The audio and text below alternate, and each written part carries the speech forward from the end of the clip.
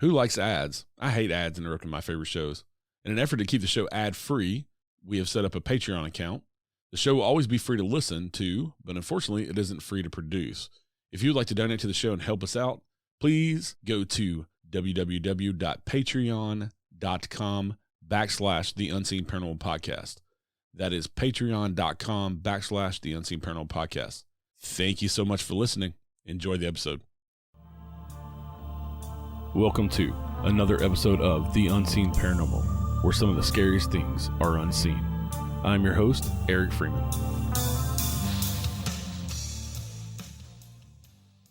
Hey everybody, welcome back to the show. Today we're going to chat with author Patrick Meechan about his incredible experience living in not one, but two homes with the paranormal, supernatural, and high strangeness. He has detailed all of these experiences in two books, Nightmare in Holmes County and 220 Fifth Street. His books are available on Amazon, Kindle, Barnes & Noble, and wherever fine books are sold. Welcome to the show, Patrick. Thanks for joining us today. Thank you for having me on the program. Not a problem. I got your books sent to me from your publisher, from Beyond the Fray, and Shannon. I work with Shannon a lot, and so I got into reading Nightmare in Holmes County. I'm like, I got to talk to this guy on my show, and so yeah, it's just a crazy stories, incredible stories. And so I wanted to hear it straight from you. And the book, the books are great. I've just started reading the 225th Street, but the books are great. And just lots of paranormal stuff going on. So you never had anything happen before you moved to Holmes County? Nothing like that. There were things in life sometimes that seemed a little bit odd or kind of a question. Man, that was weird. Even when I was a child, there were a couple little strange things here and there, but nothing like what I have experienced, in Holmes County or at 225th Street, nothing like that. I had experiences, I was brought up in church, and I had experiences that were good, somewhat unexplainable, but good things happen, growing up. But the darkness that I experienced in Holmes County and at 225th Street, I had never experienced anything quite like that. Yeah, and so you and your wife at the time decided to build a house in Holmes County, which is in Ohio. Yes. And so that's kind of right where the story starts and the craziness starts happening. Yeah, it was right in the heart of Amish country in Ohio. It was a beautiful piece of land. It was beautiful country. I mean, Amish country is beautiful. It is, and they have many tourists that go to Holmes County every year because it is absolutely beautiful. There's all kinds of quaint little shops the Amish have or the Mennonites have, or just people that live there, all kinds of nice little shops. It's a fun place to visit. And it seems very peaceful on the surface. And that's what I thought it was. That's what I fully expected. I had lived in Kidron, which is not terribly far from Holmes County, but it's in Wayne County for a couple years. And my experiences in Kidron were wonderful. I mean, it was a wonderful town. And I figured that's what I would be moving into in Holmes County.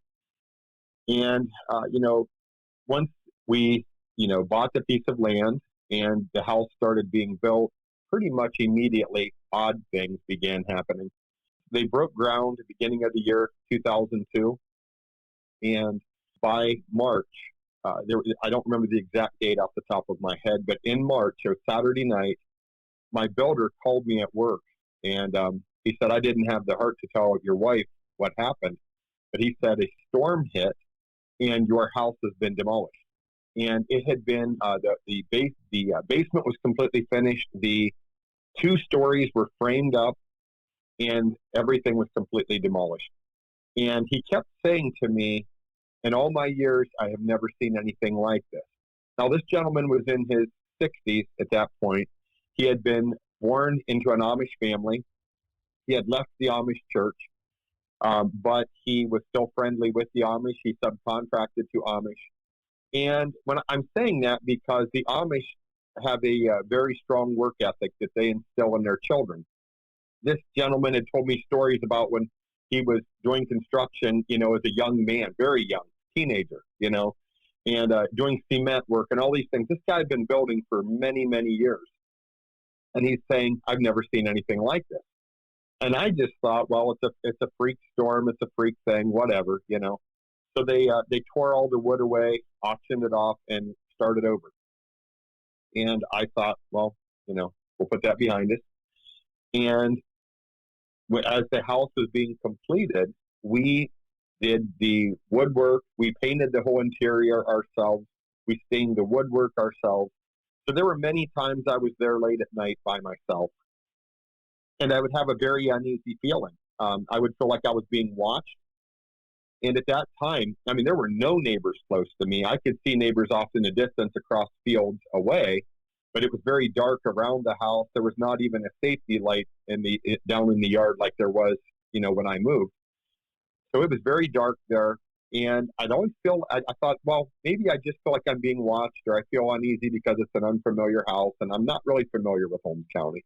But I started taking a radio, like a boombox with me, and I would play like worship music, Christian music, and that would take my mind off of things. And it always seemed to calm me down, kind of calm the atmosphere. And I always felt, okay, I'm all right, and I would just keep working. But as time wore on, more strange things happened. There was a point where I stopped at the building site one day on my way to work to talk to the builder.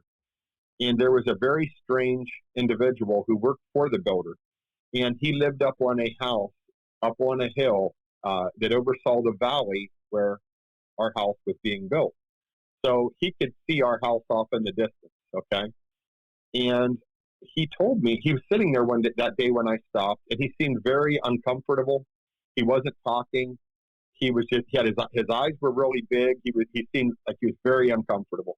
And I kind of ignored it. And I'm talking to the builder, and all of a sudden he blurts out, "There was a man here last night." And I thought, well, okay, my wife had a friend over with her new boyfriend and showed him the house, and he saw the guy, and that's all he's talking about, And I said, oh yeah, I know, I kind of just downplayed it, and I said, they had Chelsea had a friend over with her new boyfriend, and he said, that's not what I'm talking about. He said he had to take his car to the garage to be worked on, and the garage was out on Route 62. So he could take a shortcut from his house across the township road we were building on to Route 62, and it was about a mile from his house. If he didn't take that shortcut, it was several miles out of his way to get to that garage. He claimed that he took the shortcut down the road while he was driving his car to the garage to be worked on. And he said there was a man hiding in the weeds at the edge of the property watching the house. And he said he was very scary looking. And he said, I actually took the long way home because he had to walk home after he dropped off his car. He claimed that he walked several miles out of his way to get home because he was afraid to come back down our township road to get home because he didn't want to pass that guy again. So I thought, well, whatever, I said, I have guns. If somebody comes around here, they're going to get shot. I'm not going to have my wife live in fear, and I'm not going to live in fear, And he didn't seem to like that too well either, But at the time, I didn't think a whole lot of it. As time wore on and the house was completed and we moved in and activity began happening in the house, I believe at this point it would be hypocritical to think he lied about it because I had so many experiences myself. Other people had experiences there. People that had no reason to lie, a delivery man who had no reason to lie about anything, claimed that, he had met me there at the house before. And I had never met this individual. He said he had made a delivery to the house and I answered the door wearing a white coat and talked to him, signed for the package. It never happened. He swore it did, and he was adamant that it happened. And, at this point, I feel that was a doppelganger. I believe that is what he saw and experienced. So as time wore on, I really can't doubt what that individual told me that was part of the construction crew. But, as time wore on and we lived in the house, experiences kept happening. At one point, we had to have some repairs made, even though it was a new house, because the builder took shortcuts on some certain things that caused issues. And it was very strange that he did that because he had built a house for a friend of mine. He built a duplex for a friend of mine, and he did an excellent job. And there were areas in the house he built for us that he like went above and beyond. And then all of a sudden he takes shortcuts in some of these really strange places that create issues that we had to have repaired. So it was very strange that he would do that. But eventually I had a couple guys that I went to church with, a couple older gentlemen that worked construction. I paid them to come and fix the screw ups, and everything was done then. And I thought, okay, we'll move on now. It's okay. We're going to put that behind us. We have a beautiful home in a beautiful area. We're going to be happy. But things began to happen after that just really didn't make sense to me. One instance, shortly after all those repairs had been done, I was standing in a room when you came out of our garage and came into the house. There was a room that we called the mud room. The mud room had a utility tub, a washer, a dryer, and a closet. And we had two cats at that point, Moses and Zoe. Moses was a big tabby cat. He was a big cat. Zoe was a kitten. And Zoe, her whole life, she was very small. Even when she was a kitten, she was small. When she was an adult, she was always a small cat. And she was just a kitten at that time. And we kept their food dish and their water in the mudroom. And in that closet is where we had their litter box. So I went in there one night to put food in their dish before I went to bed. And I'm standing there, and the dryer door opened by itself. And I thought, how does a dryer door open by itself? The latch that holds it shut is pretty secure. I have never seen anything like this before. And I just thought that is strange. You know, I did think I hated to admit it, but in the back of my mind, I thought it was paranormal, but I kept trying to force it out of my mind, and rationalize it. Right. So a while later, same situation. I'm in that room late at night, and I put food in the cat's dish. And Zoe, this little calico kitten, she did not look like Moses. She was a calico. She comes into the room and runs over to the food dish and starts eating. And I looked right at her, and I thought to myself, how cute. I put the bag of food away, walked out of the room. She was still in there eating. I left the room, walked through the house, into the foyer, turned to go up the stairs to go to the bedroom. And there was Zoe sitting on the top step looking at me. She was sitting there like she had been there a while. And I thought to myself, that is impossible. She can't be at two places at once. And then I thought, that had to be Moses that came into the mud room and started eating. But I'm thinking, I looked right at her. It was Zoe, but it couldn't have been. It had to be Moses. So I walked up the stairs, past Zoe, walked across the landing and opened the bedroom door, and there was Moses sleeping on the bed with my wife. So I thought, okay, this is crazy. So I told her, I believe it was the very next day. I was reluctant to tell her, but I felt that I had to. So I told her what happened, and she said, don't even tell me that. Don't even tell me that. And I thought the next thing out of her mouth was going to say, you are crazy, And she said, there are times when you're at work and I'm downstairs on the elliptical. We had a workout room in the basement. And she said, I will be on the elliptical working out when I'm home alone, and I will see Moses run past out of the corner of my eye. And I think, there's Moses. And then I remember, Moses is upstairs. We don't allow him in the basement. And the basement door is shut, and he's not there. So at that point, I think we both were recognizing something's not right here. I don't understand this, but something's wrong. We began having problems in the marriage, started not getting along. I felt her personality I thought was changing. She became violent multiple times, became very violent. The marriage ended up ending in a divorce. The last night she spent in the house was in October of 2006. I came home from work it was a Saturday evening. I came home and she was gone. She never lived there another night. I didn't know where she was. It was strange. She had left a crock pot full of food sitting there still on. It left all her clothes. I mean, I was like, what in the world, I eventually was able to reach her on the phone.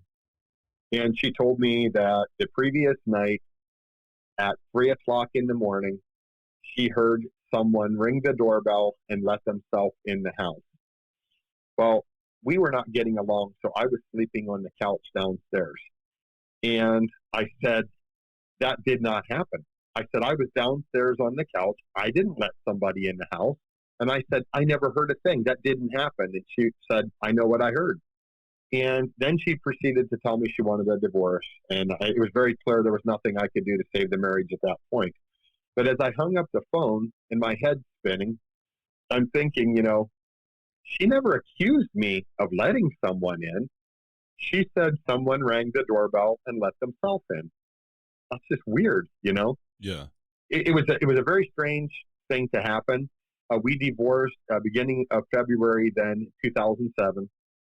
And I lived there alone from October of 2006 into the divorce of, in early February. I didn't really seem to have activity between the time that she left and the divorce happened. I didn't really have anything significant.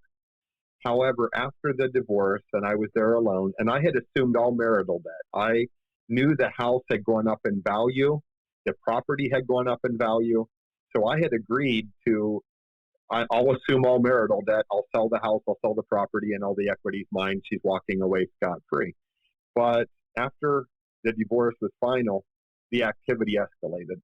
And I began having things happen that removed all doubt that the house was haunted, things that were completely impossible. And I came to grips with, there is something here. I don't know why it's here. Before I had thought, well, did she open doors? Was she having people in the house when I wasn't home? Was she into stuff I didn't know about and she opened doors?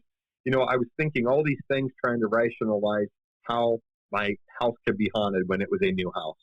But eventually, I started to believe something that is true, which was that in the Amish community, there is a lot of witchcraft, Satanism, things of this nature that are all done under the radar, very secretive.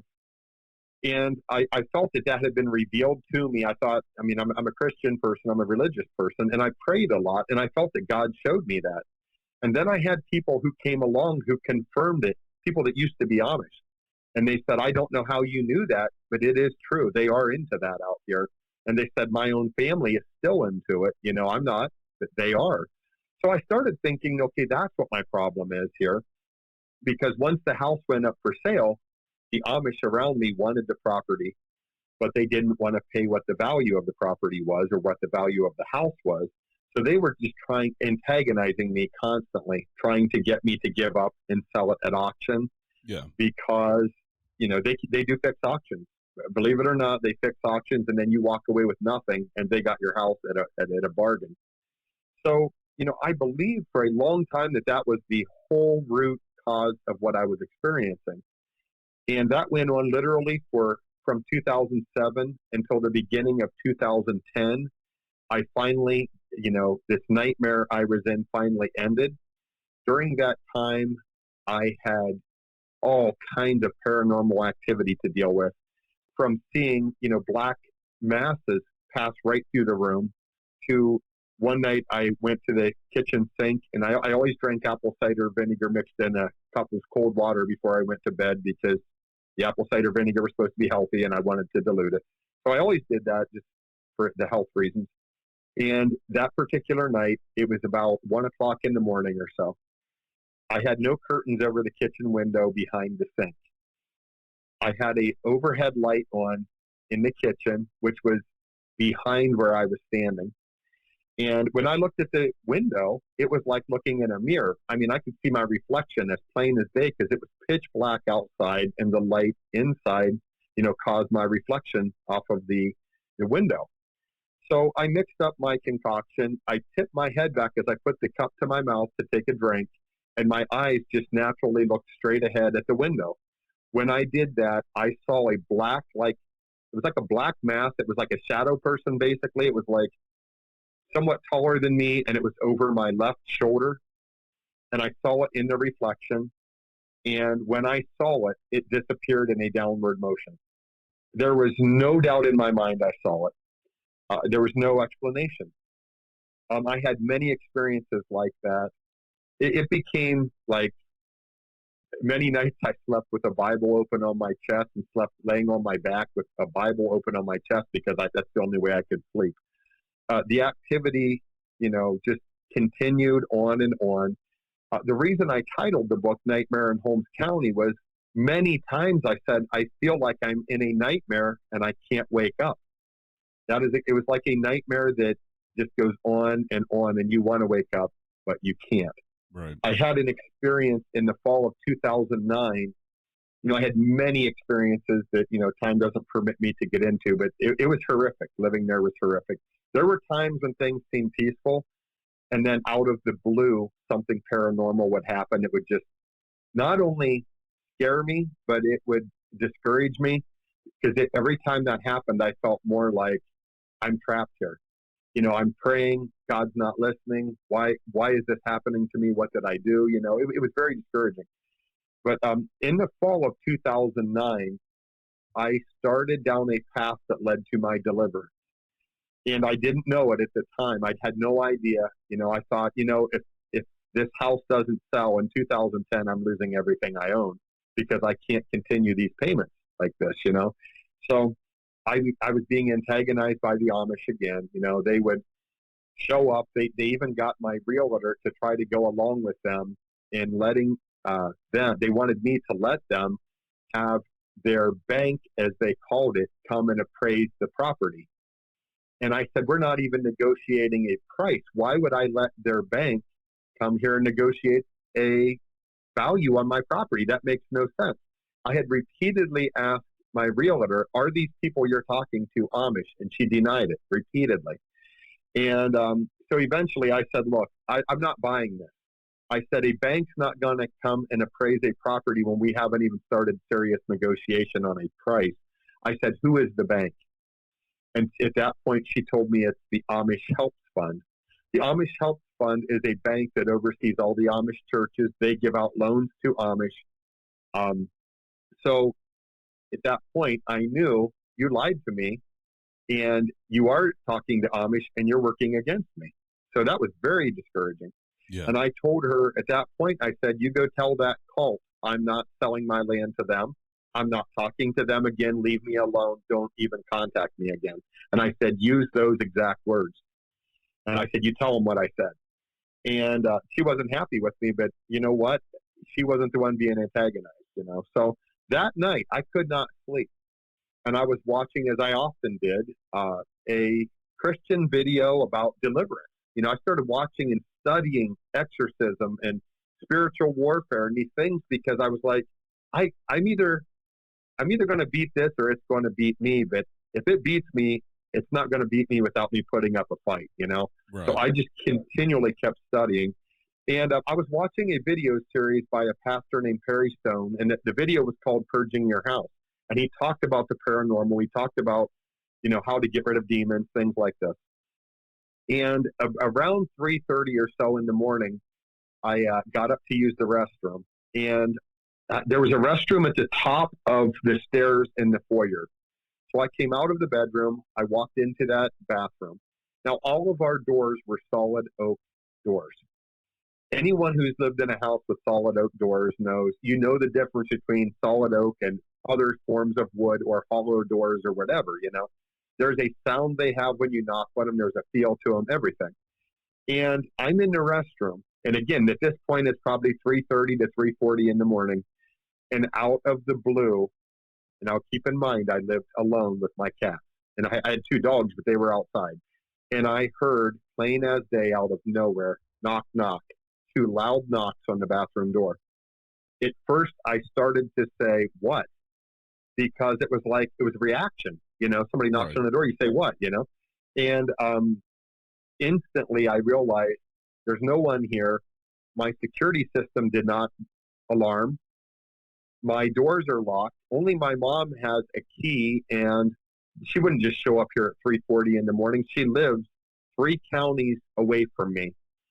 And I mean, it scared me so bad that I started trying to say spiritual warfare type of prayers that I had learned through my studies. And I started saying, in Jesus' name, I rebuke you, I bind you, get out of my house. But I'm yelling that, and all that is coming out is a whisper. It's like, in Jesus' name, because I'm so scared. It's like when you have a nightmare and you try to run and you can't run, or you try to scream and nothing comes out. But I was wide awake. I could barely get anything to come out of my mouth. I was so scared. And I prayed as best I could, with, being able to get much, I couldn't get much of anything to come out. But then I thought, I'm not leaving the bathroom until the sun comes up. And I stayed in there a while yet. And then I thought, there might be somebody in my house. I have to go out, So I got in the closet. I found a pair of barber shears. So I had a pair of scissors. Like I thought I could stab somebody if I have to. And as I went to leave the bathroom, I put my hand on the doorknob, and I wasn't a knob, it was like a door handle. And I stopped myself and I thought, okay, wait a second. You don't know what you're going to see when you open the door. You might be staring at a hooded figure. You don't know what you're going to see. So what are you going to do? You can't fight a demon with a pair of scissors. So no, I cemented in my mind, no matter what I see, no matter how scared I am, I'm fighting. And I'm going to go after it, and I'm going to be quoting scriptures, and I'm, praying, and I cemented that in my mind, no matter what, I'm fighting. I opened the door. There was nothing. The house was peaceful and quiet. I went into my bedroom. I called my mom, and I said, at this time it's going on 4 a.m. And I told her what happened. She was well aware of the activity in the house. She had even experienced it when she had been there before. And I said, Mom, the only reason I'm calling is I'm going through this entire house top to bottom with my shotgun because I have to make sure somebody's not here. And she said, okay. I said, I'm going to keep you on the phone because if there is somebody, I have a witness that somebody was, here, and I may have to shoot somebody, Yeah. So as I'm telling her that, I said, I can't find my shotgun shells. And she said, you're not going to need them. It's not a person. And I said, I know that, but I have to prepare myself. So I found my shotgun shells. I loaded my double barrel shotgun. I went through the entire house, top to bottom, every closet, everything. There was no one there. The doors were locked. The security system was armed. There was no one. So I have to say that experience was absolutely horrific. But from that point on, it seemed that things began slowly, very slowly changing in my favor. I believe there were steps that I felt led that I had to take, that God wanted me to take, that show faith, to basically exercise my faith and show that I do have faith in God and I am going to fight back through that power, And I did the things I felt I was led to do. And lo and behold, one night, an old friend from grade school that I had not talked to in, decades contacted me on Facebook and started, chatting with me. And we started talking, and I said, at this point I'm at wit's end. I don't care if people think I'm crazy. My house is haunted. I'll tell you that. My house is haunted. I don't know what to do. And she said, here's my number. Call me. I need to talk to you. So I called her, and I explained what I was dealing with. And she said, I believe everything you're saying because I've experienced these kinds of things before. And she said, where do you live? And I told her, and she said, well, that's funny. My husband was adopted by an Amish family. He was raised Amish, but he never joined the Amish church. And he lived just down the road from where your house is. She said, I'm going to talk to him and see if he knows anything that can help you. So a few days later, they contacted me, and his name was Dennis. And Angie, that was the girl, my old friend from grade school. Angie put Dennis on the phone, and he said to me, Angie told me that you believe the Amish are practicing witchcraft against you, and that's why your house is haunted. And I said, yeah, I do believe that. And he said, well, you are right. They are practicing witchcraft, and if they don't like you, they're doing it against you. He said, but that's not even your biggest problem. He said, you have a way bigger problem. And I said, what? And he proceeded to explain to me the history of the land that I built my house on, all the way back into the 1790s, and what had happened on that land. He explained that there was a treaty line that ran. At that time, he said it might even be on your property. It's very close to your house. And he said, you built your house on cursed land. He said there was a treaty between the American Indians and the American government. And he said the Indians ended up losing everything, and they cursed the land. And he said, the Amish know this. He said, I was raised Amish. They talked about it. They told me, but they're never going to tell you. He said, that's your problem. So Dennis and Angela agreed to come to the property. Now, I'm leaving out details. There were other attempts made before this to try to rid the house of the haunting. Right. That I found there were puzzle pieces that fit finally, and I learned more information. It was very helpful. I learned why there was a lot of activity around the front door of the house, including my ex-wife's claim that her last night in the house, she heard someone ring the doorbell and let themselves in. You know, all these pieces finally fit. But Dennis and Angela, in December of 2009, agreed to come to the house, and the three of us performed what I call an exorcism, you know, because you think of exorcisms being on people, but the word exorcism means casting out demons. And that is what we did to the property and the house. And after that day, now I didn't experience anything after that. Dennis had experiences after that, even when he left the property. There were other people that were at my house the very day we did the exorcism. After the exorcism was complete, some people visited me that evening, took guitar lessons from me. And when they left, they had experiences. But I never had any more. And the house sold so quickly in the beginning of 2010. Now, keep in mind, I'd had that on the market since the beginning of 2007. Right.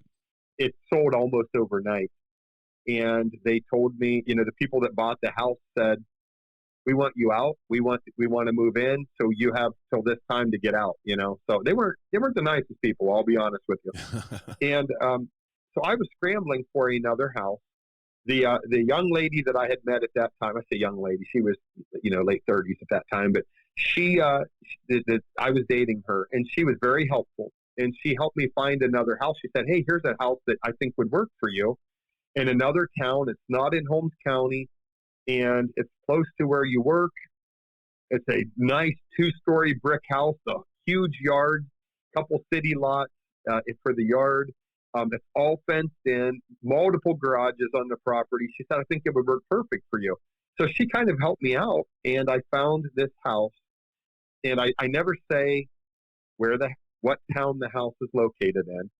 And I eventually wrote a book about that house. Yeah. And I never used the real names of the other people in the story. I changed their names out of respect.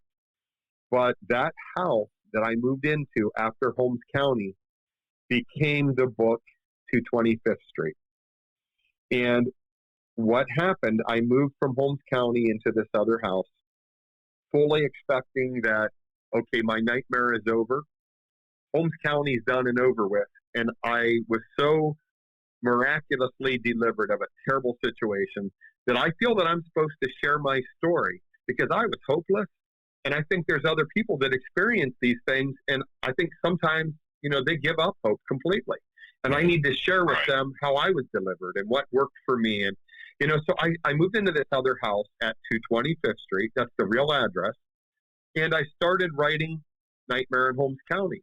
But as I was doing that, I began having experiences in this other house. And I kept thinking, there is no way something followed me from Holmes County. Because that exorcism was complete. That nightmare is over. But something's not right in this house. And I had told my mother in confidence, I said, if I didn't know any better, I would swear there's something here. I said, I know something couldn't have followed me from Holmes County, but something's not right here. So I began having these experiences. One night, which I believe was on March 1st, 2010, I came home from work and I went upstairs. And when I entered my bedroom, which the room I had chosen for my bedroom at 225th Street was the room to the left of the bathroom at the top of the stairs.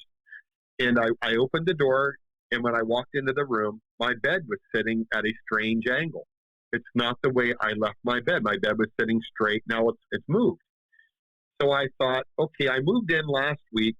My cousin, who's an electrician, when I moved in, he immediately wired this room to have a satellite TV hookup in here. So if I want to watch movies when I go to sleep, I can, or whatever, But I thought he was done. He did this room first. He's been done for almost a week. Why would he come back in here? But I thought that has to be what happened. He came back in, he checked his work, and he moved my bed for some reason. I'll ask him about it tomorrow, and I'm sure he's going to say, "Oh yeah, I'm sorry. I went in there, I moved your bed, and I forgot to put it back." So I convinced myself that's what happened. And I laid down in my bed. Now, my bedroom door was shut.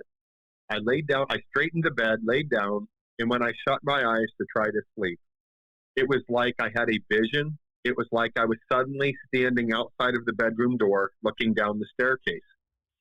And when I looked down the staircase, I could see there was a hooded figure coming up the stairs. Now, what I mean by that is it looked like someone wearing a hooded black cloak.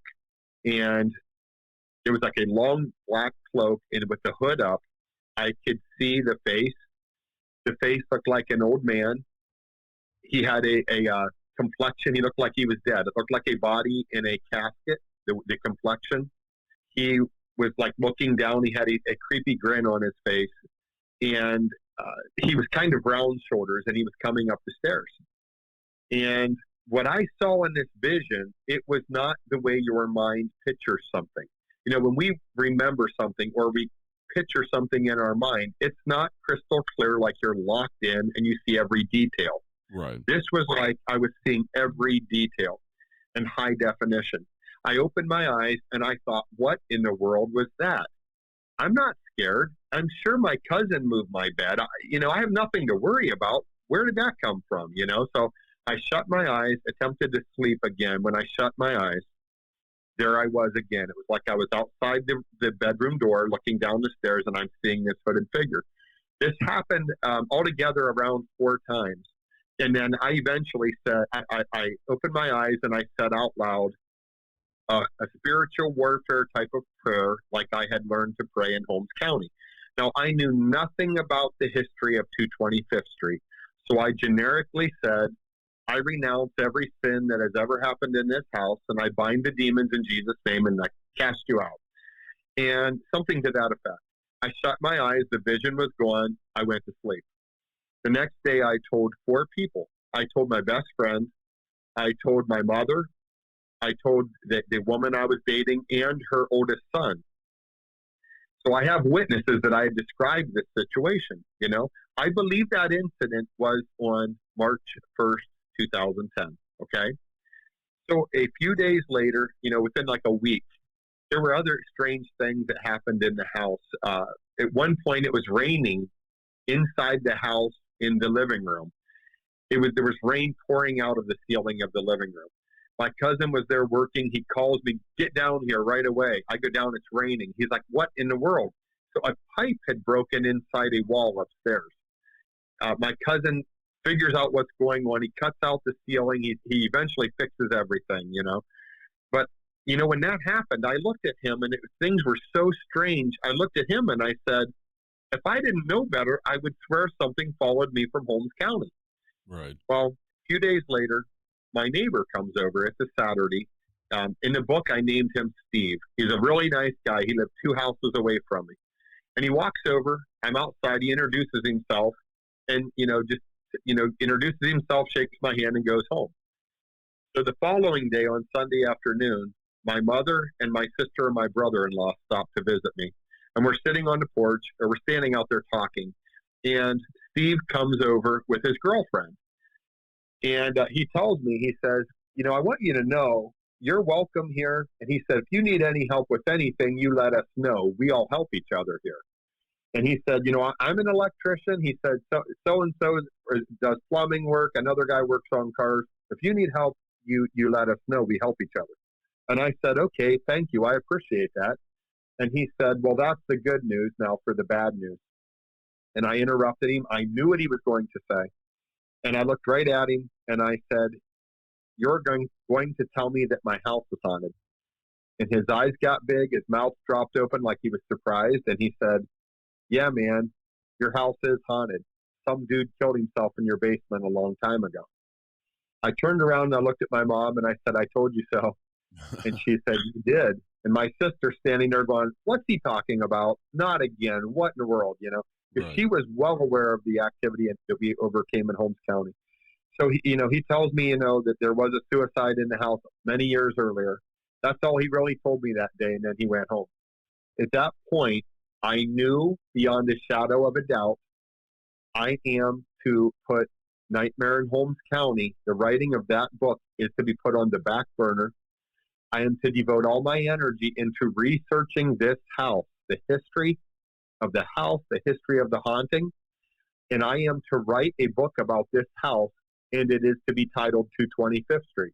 I knew that as well as I knew my name. I knew it. And so I, at that point, did that. And I began researching and tracking down and contacting everyone I could find who had lived in that house or spent time in that house and interviewing them. And as I come to find out, on March 1st, 1958, the individual who had built the house in 1924, I believe it was, had going down the stairs to the basement with a rifle. He went into the root cellar, shot himself in the head. So I found it very strange that March 1st, 2010, I have this strange experience where I have this vision of an older man in a black hooded cloak, like a hooded figure, coming up the stairs. And I knew in my mind, I was thinking I would bet you money that guy looked just like the hooded figure, Right.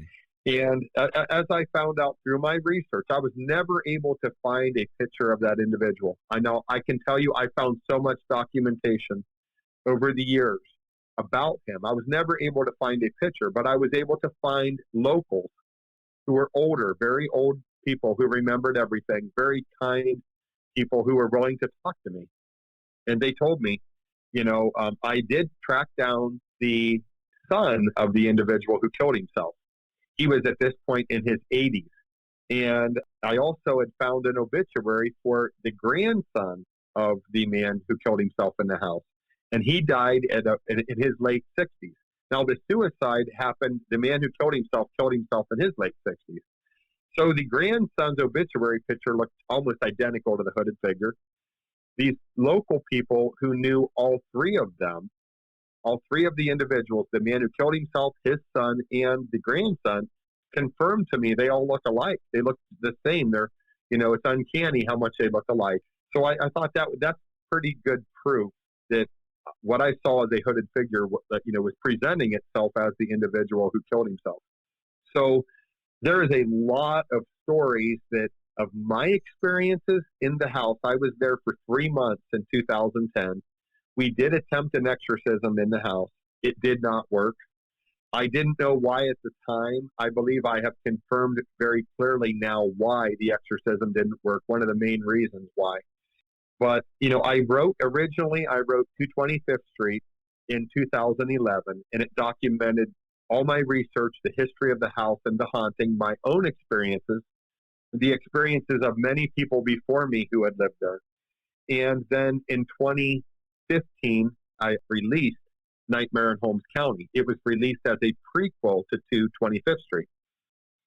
I believe it was October of 2020, I was contacted by Shannon LeGros from Beyond the Fray Publishing. And she said, Patrick, I'm, one of the main people here at Beyond the Fray Publishing. And I am curious if you would like for us to republish your book. Would you be interested? And I said, yes, I am interested, but I am aware that since the time that I lived in each house, there is continuing activity. There's more things that substantiate my claims that I've already made in both books. I said, I believe if I'm going to have the books republished, I need to add additional content to both books. And she said, I agree. I do believe you should do that. So that was the agreement. I went back and I researched more, and I had many notes over the years of things that I knew happened that were related to Holmes County and continuing activity from 225th Street and how terrible things had happened to others who had lived there during that, the years since I lived there, or had happened to other people who lived there before me that I fully believe was attributed to their time at the house. Because Most people at 225th Street, after they left, felt that something followed them. So in early 2021, both books were re-released. First, Nightmare in Holmes County was re-released with additional content. And then in March of 2021, the second edition of 225th Street was released. Greatly expanded, a lot of additional information, a lot of investigation went into that. There were notes that when I rewrote 225th Street, I had kept all kinds of notes from my interviews of the people that lived there, the locals who told me things. I had handwritten notes from all these interviews, and I went back, and there were things that I did not put in the first edition because I had no idea that they were relative to the haunting. And when I started going back and reinvestigating, and I know all these additional things have happened, now I'm looking at these notes and I'm like, oh my goodness, these other details actually are directly related to the haunting, and they need to be added now.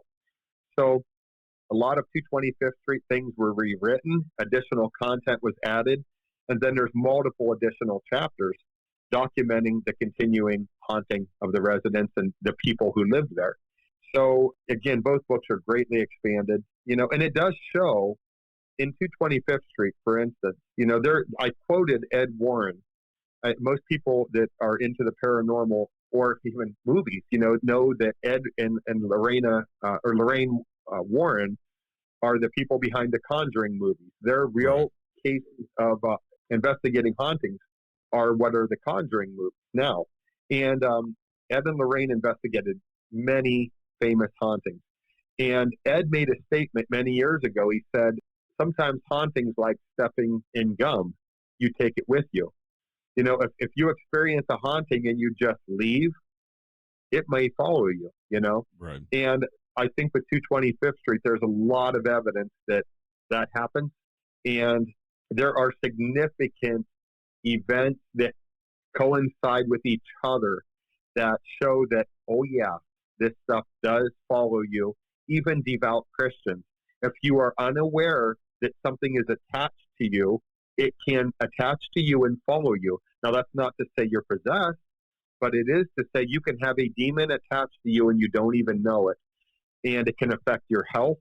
And there were multiple cases of these kinds of things happening. So with the re-release of both books, all those different incidences and experiences are shared in both books. Again, greatly updated and expanded. Yeah, going back to when you lived in Holmes County, you kind of touched on the Amish quite a bit, and kind of getting some validation from your friend's husband about them doing curses and that type of stuff. Yeah. But you kind of had problems with them from day one when you moved in because they didn't want you to be on the land. Absolutely. They saw me as an outsider, and they really felt like, we don't like this guy. I had problems with the builder. I will tell you that many years after I was out of Holmes County, the builder's son, who I always got along very well with, he was a great guy, he's a nice Christian guy. And I would talk to him a lot while they were building the house. And he was just a really nice individual. I ran into him years later, and we were talking, and I told him, what I had experienced. And he said, did you ever think that maybe when we broke ground there, we unearthed something and it brought all that upon you? And I said, yeah, I do think that's possible. And he said, I'm going to be honest with you. I think that whatever was there affected my dad, and he made all kinds of mistakes because he was being affected by what was there. And, I hadn't really thought about it like that until he said it, but I do believe that. Yeah. Because, why would he go to great lengths with a certain area and went above and beyond in his construction, but then he would take shortcuts in other strange areas that he shouldn't have? It's very strange. His behavior was erratic. And I do believe he was affected without even knowing what was going on. I think he was affected by what was there. But yes, I did. I had problems with the Amish almost immediately, trespassing, all kinds of things like that pretty much early on. So, and it is, there's a lot of evidence in Nightmare in Holmes County. There's photographic evidence that proves that there is satanic activity done by the Amish in Holmes County. So, there's a lot of stories and a lot of evidence of that.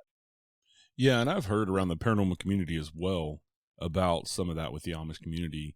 Like you said, it kept very hush hush, but people who have come out of the Amish community who did, been excommunicated because they didn't want to join the church and that type of stuff, have come out and talked openly about that with some of the, and not saying all Amish and Mennonite people are that way, but there are some pockets that are very Yes, much into that type of stuff.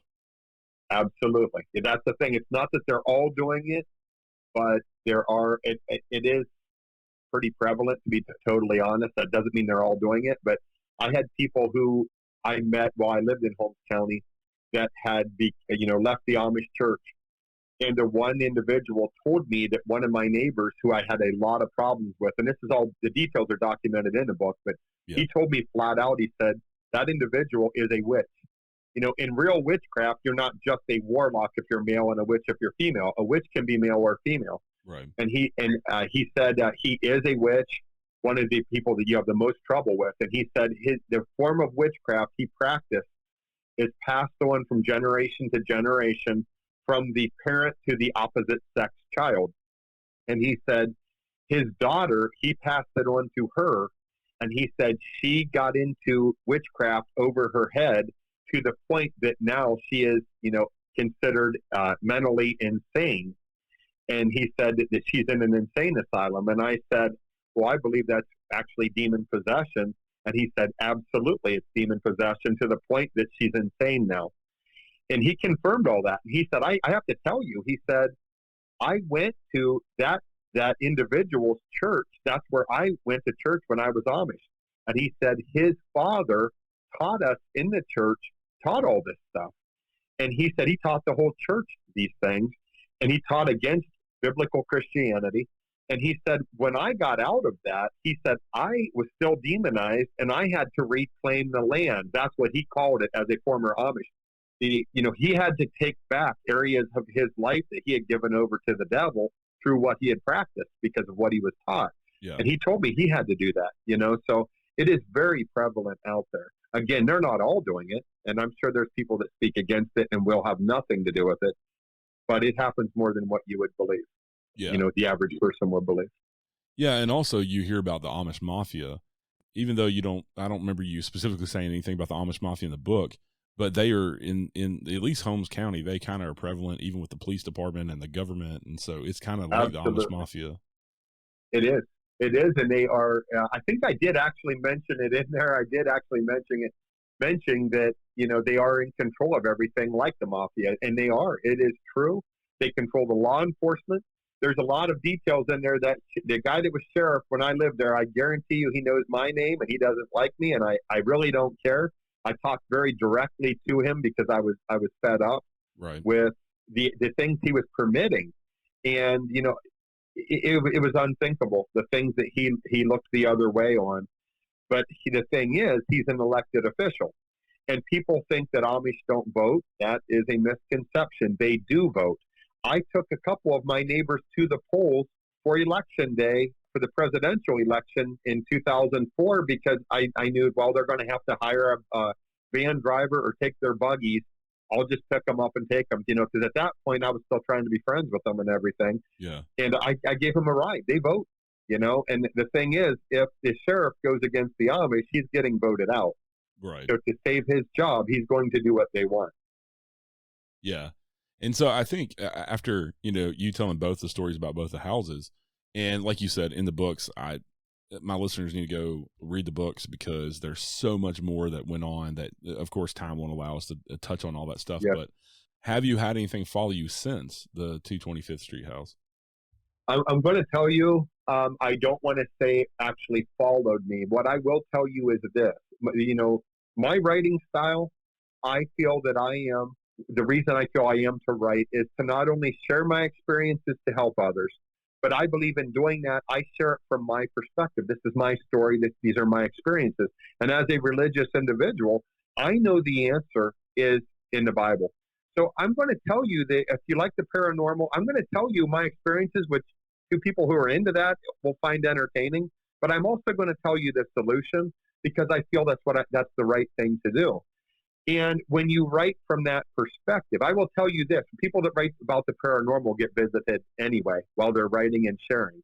But when you write it and you're sharing also the solution, demons don't like being exposed, especially when you're exposing how to deal with them. So they will mess with you. I had many experiences while writing 225th Street that I share in the second edition of 225th Street, that I was visited by things from that house, or just demons in general trying to stop me. People who helped me with the book were visited by the demonic because they helped me. The guy who originally edited the first edition was visited by demonic activity, and all of that is shared in the second edition. But I will tell you this, I'm working on a book right now. It's going to be released later this year. It's going to be called Shadows and Light, and it's going to share multiple cases. Some are my own cases of assisting other people with demonic hauntings. And there's going to be a couple stories shared that are not my own stories. They're people that I know, and I have exclusive rights in the one case, exclusive rights to the story, the evidence, which is horrific, but, photographic evidence and the story. But even the way that story unwinds and it comes to a completion shows that, hey, there is power to overcome this in Jesus' name. This can be defeated. Good will overcome evil. You just have to know how to deal with it. Yeah. And so I'm sharing all those stories, and I will tell you, I have had multiple experiences while I'm just gathering the evidence to begin writing Shadows and Light. So I don't feel that I necessarily was followed because I learned to pray spiritual warfare prayers, but I will say I have been visited. And I think that's just the way life goes. When you engage in spiritual warfare, when you go help other families with their hauntings, you will be visited, because even though you can have victory and help others have victory, the devil still wants to mess with you, and it's just part of life, it's part of warfare. So I do have a lot of experiences that have yet to be shared, but I do fully believe what is in Holmes County. Like I said, in the second edition, I know an individual that went there with me later, and we visited some satanic meeting sites, and he took an attachment home with him, and his house began having activity. I had to go pray over his house, So these things can happen, and of course, 225th Street, they followed others for certain. Yeah, and I've been a paranormal researcher and investigator for many, many years, and a lot of my friends that investigate as well, and they'll tell you the same thing, is that a lot of times when you look into the paranormal, it looks back. And yeah, that's a good way of saying it. Yeah, I've had lots of things happen in my house too over the years, and it seems kind of transient, kind of deal with it with cleansings and stuff. But it definitely notices you back when you notice it, and it can definitely ramp things up. Absolutely. As I have brought in evidence home that I obtained from a local police department about one of the stories I will be sharing in my next book, I began having activity in my home, and I'll be honest, I didn't like it too well. It was very uncomfortable when it happened, and there were a few days that I did not sleep well. I really felt like and I'm somebody that knows how to deal with this stuff. I don't like being visited by it, Right. But right now, I feel like everything's good. I feel like things are peaceful again, right now. But like you said, you look at it, it looks back. Yeah. All right, everyone, go check out both of Patrick's books, Nightmare in Holmes County and 225th Street. Like I said, they're available on Amazon, Kindle, Barnes & Noble, and wherever fine books are sold. Thank you so much for coming on and chatting with me today, Patrick. I really appreciate it. I appreciate the opportunity. Thank you. All right, everyone, as always, stay safe out there. Have a good day.